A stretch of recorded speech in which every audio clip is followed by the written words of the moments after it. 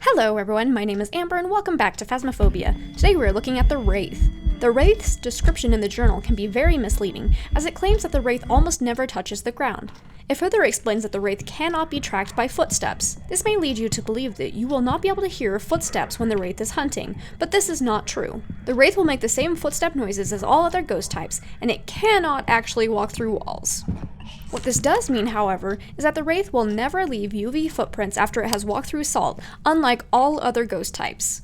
So the best way to test to see if you have a Wraith is to place down salt and see if you get footprints. This must be done in a very specific way to be accurate.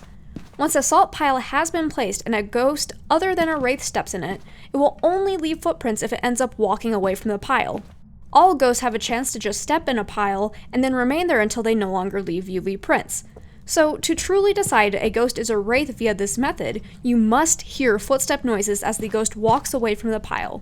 If there are still no prints after this has occurred, then you clearly either have a Wraith or a mimic copying the Wraith. The UV footprints will only remain for a short while after the ghost steps in the salt, so you also cannot check for them if you are not around when the ghost stepped in the pile.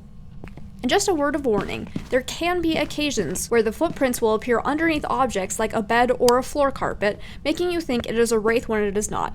Hopefully, this will be patched in future updates so the ghosts can't leave footprints where they are not visible to players. But because of this, it would never hurt to do the test for the Wraith more than once just to make sure.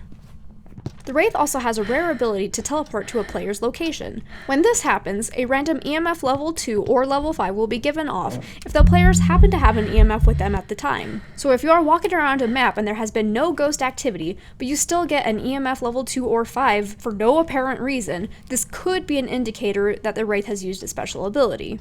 In this example, the ghost had just blown out my candle down in the basement, but then suddenly touched a door as I was running upstairs to go back to the van. This can be extremely dangerous if you are in hunting range, as it was for me here. Ghosts can hunt from whatever location they are in, and this Wraith decided to hunt from where it teleported to. This can mean that the Wraith can trigger a hunt right on top of players, wherever they are on the map if it uses this rare ability. Just keep in mind that all ghosts can roam and wander from their room, so getting activity outside of it does not necessarily mean you have a Wraith.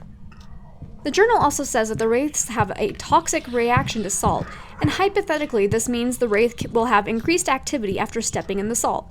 However, the amount in which they get more active depends entirely on how active the ghost was to begin with, and therefore this is not a good way to identify this ghost type. The Wraith's evidence is EMF level 5, Spirit Box, and Dot's Projector. If you start getting this combination, it may just be faster to throw down some salt and see if you get footsteps. This will be the fastest way to either confirm or eliminate the Wraith as a possibility. So thank you so much for joining me, and I hope you found this guide useful. If you did, go ahead and give it a like and subscribe for future content. And be sure to visit my channel for other Phasmophobia guide videos. Happy hunting out there!